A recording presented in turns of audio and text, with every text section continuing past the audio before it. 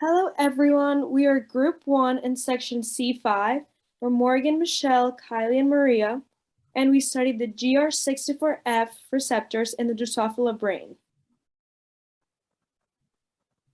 Our table of content goes as follows, and one of us will explain each one of the sections, and we also added some potential pitfalls that we were scared we were going to encounter throughout the experiment, as well as some of the anatomy of the receptor we wanted to target.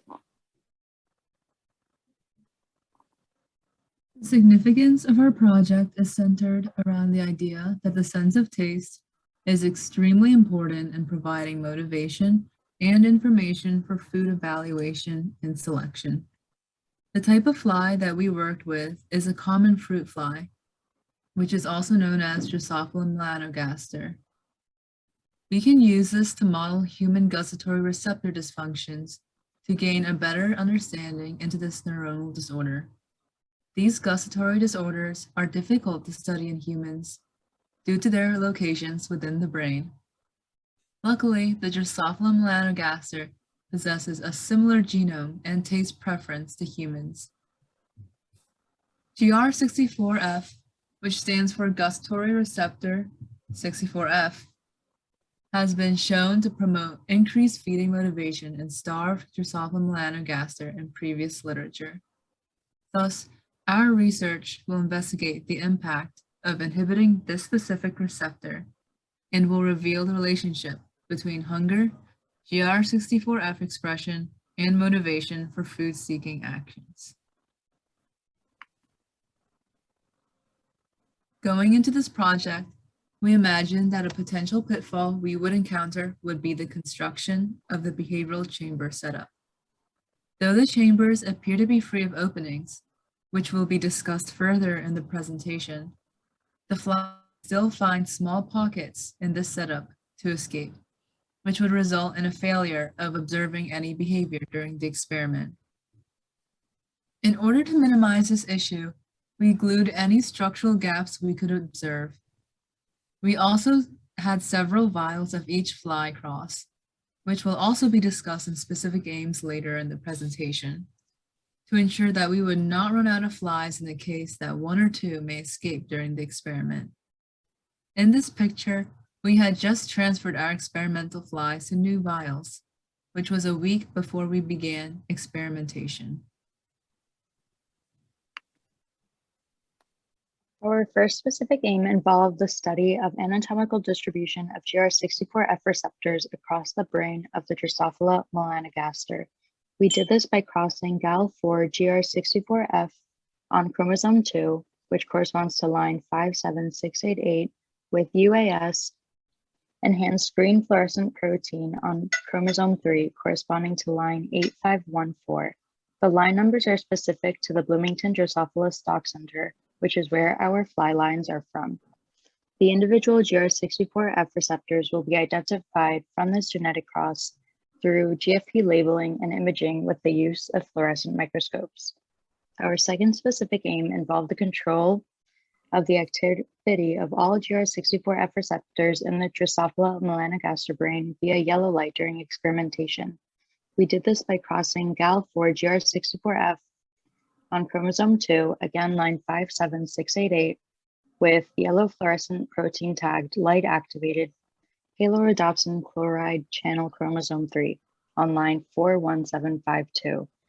Yellow light will inactivate all GR64F receptors in mutated Drosophila melanogaster, which will occur when cast upon the behavioral chambers. Our third and final specific aim involved examining hunger as a source of motivation.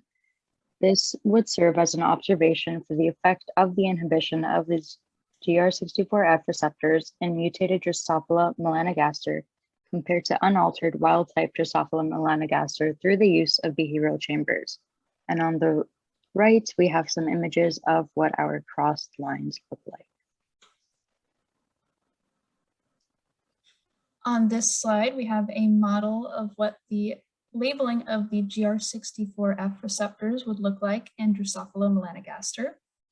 The GR64F receptors in the Drosophila melanogaster brain are spread throughout their brain, with a higher concentration seen in the lateral horn antennal lobes, and olfactory sensory hairs that are located on the eye.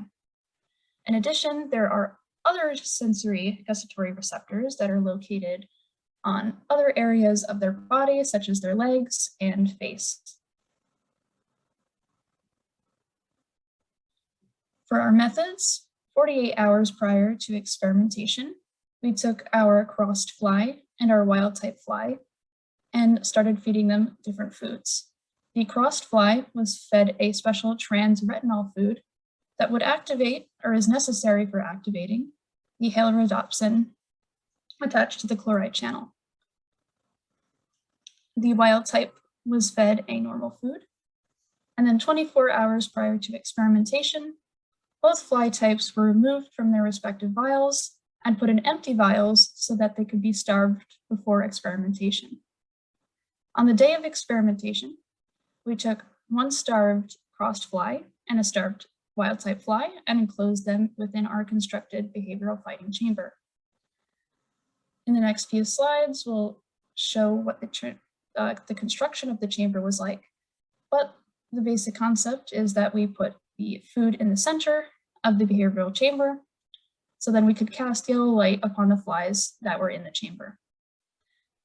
In a couple of slides, we also have a video of the interaction of the various fighting behaviors between the two different types of flies.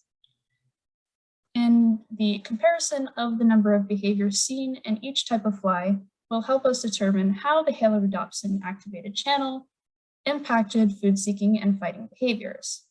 Some of the behaviors that we'll be observing are wing threat, hold, fencing, lunge, tussling, and toss.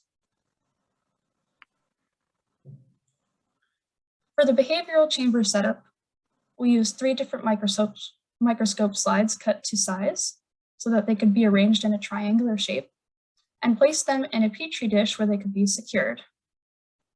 And then we also made sure that the lid of the petri dish could sit flush to the top of the microscope slides so that the flies, when put into the chamber, would not be able to escape and that they would be forced to interact. The bottom of the flight chamber is coated in 2 milliliters of 2% agarose. And in the middle of the chamber, we used a lid of an Eppendorf tube where we would place the food as well as an attractor such as apple juice so that the flies would be attracted to the center of the chamber and increase the chance that we would see behavioral behaviors such as fighting or food-seeking behaviors.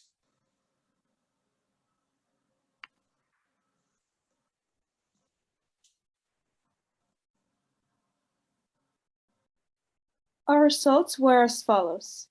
Once both flies were enclosed in their respective behavioral chambers, the actions of both lines were as hypothesized.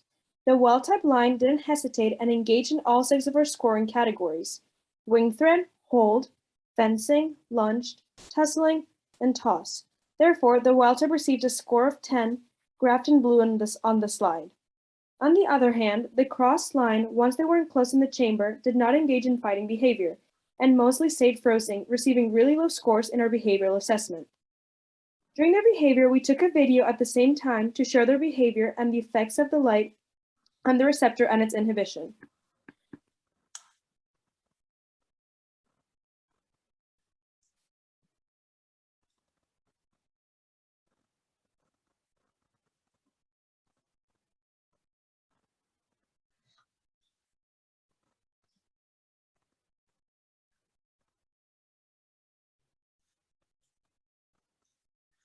As you can see in the video, the wild type is going towards the food, and as soon as one of us turns the yellow light on in the chamber, the cross-line fly freezes, which proved our hypotheses about the function of the GR64F receptors.